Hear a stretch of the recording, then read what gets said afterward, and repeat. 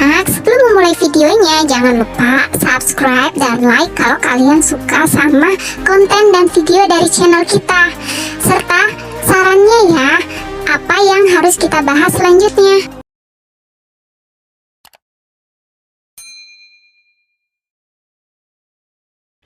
Assalamualaikum warahmatullahi wabarakatuh. Hai, selamat pagi adik-adik.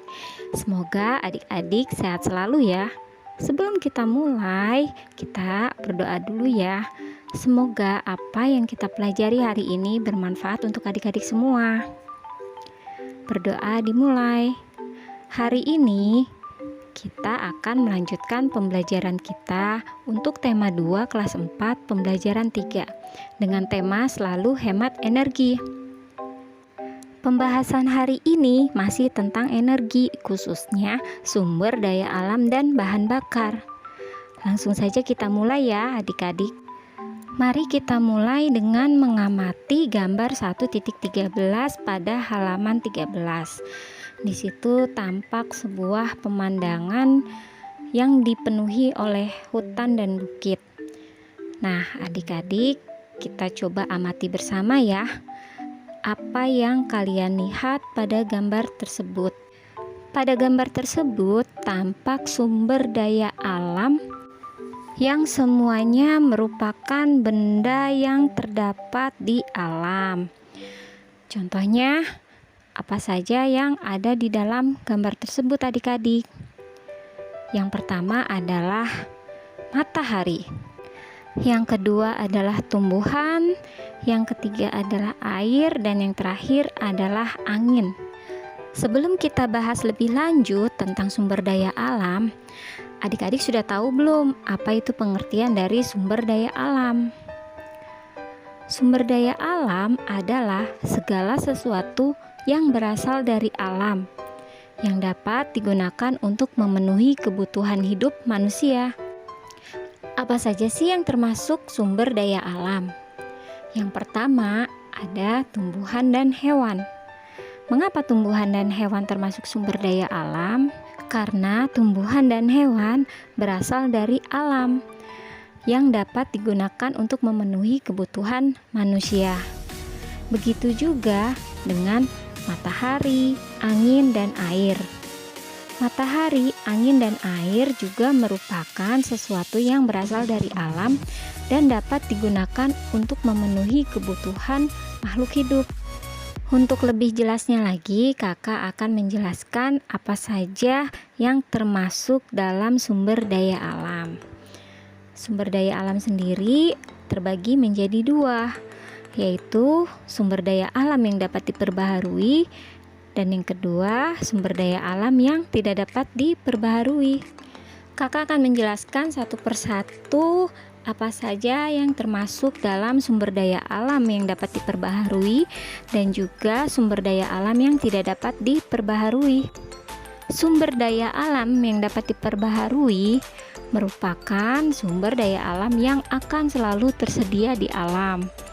Sedangkan sumber daya alam yang tidak dapat diperbaharui adalah sumber daya alam yang sewaktu-waktu akan habis persediaannya karena jumlahnya terbatas. Agar adik-adik lebih mengerti, kakak akan memberikan contoh mana saja sumber daya alam yang dapat diperbaharui. Contohnya, yang pertama adalah tumbuhan, kemudian yang kedua adalah hewan, yang ketiga adalah matahari, yang keempat adalah air, dan yang terakhir adalah angin. Semua kekayaan tersebut dapat diperbaharui karena tersedia di alam dan jumlahnya tidak terbatas. Berikutnya adalah contoh sumber daya alam yang tidak dapat diperbaharui. Mengapa tidak dapat diperbaharui? Karena jumlahnya sangat terbatas dan sewaktu-waktu bisa habis karena tidak tersedia di alam. Contohnya apa adik-adik? Contohnya adalah minyak bumi, batu bara, gas bumi, besi timah, emas, dan perak. Pada pembahasan sebelumnya sudah kita jelaskan bahan bakar fosil. Adik-adik tahu tidak, bahan bakar fosil termasuk ke dalam sumber daya alam yang dapat diperbaharui atau sumber daya alam yang tidak dapat diperbaharui. Bahan bakar fosil contohnya adalah minyak bumi, batu bara, dan gas bumi. Jadi bahan bakar fosil termasuk ke dalam sumber daya alam yang tidak dapat diperbaharui. Bagaimana sih caranya agar sumber daya alam yang tidak dapat diperbaharui tidak cepat habis? Karena tadi sudah kita bahas sebelumnya bahwa untuk membuatnya kembali membutuhkan waktu jutaan tahun lamanya. Jika minyak bumi habis, dari mana kita akan mendapatkan bahan untuk diolah menjadi bahan bakar minyak? Maka dari itu, cara yang paling mudah dilakukan adalah dengan menghemat penggunaan bahan bakar. Berikutnya, mari kita lakukan diskusi bersama ya adik-adik, bagaimana caranya menghemat bahan bakar agar sumber daya alam yang tidak dapat diperbaharui tidak cepat habis. Apa saja sih yang bisa dilakukan oleh adik-adik untuk menghemat bahan bakar? Yang pertama, adik-adik bisa tidak menggunakan kendaraan bermotor. Contohnya adalah dengan mengganti kendaraan bermotor dan adik-adik bisa menggunakan sepeda. Yang kedua adalah adik-adik bisa servis kendaraan secara berkala. Kemudian yang ketiga, periksa tekanan angin pada ban. Yang keempat, dengan melakukan efektif penggunaan AC. Dan yang terakhir adalah dengan cara mengurangi beban pada kendaraan. Berikutnya adik-adik, pada halaman 16 kita akan membahas tentang aliran energi, di mana suatu energi dapat menjadi sumber energi bagi energi lainnya. Sebelum kita membahas soal tersebut, kakak akan menjelaskan apa itu pengertian dari aliran energi. Aliran energi adalah rangkaian atau urutan pemindahan wujud energi satu ke wujud energi yang lainnya. Dimulai dari sinar matahari, lalu ke produsen, kemudian ke konsumen primer. Mari kita mulai untuk menyusun kembali kartu-kartu acak tersebut hingga menjadi suatu rantai energi.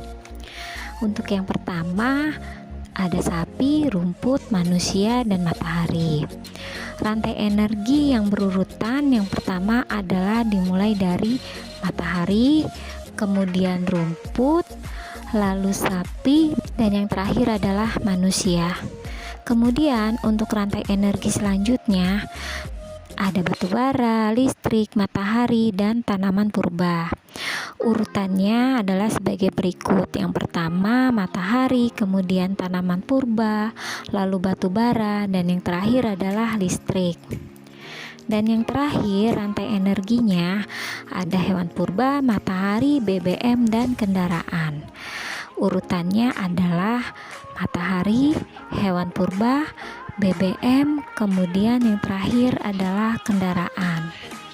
Setelah kita latihan untuk menyusun rantai energi tersebut, kita coba untuk menyimpulkan hasil analisis dari 3 rantai energi tersebut.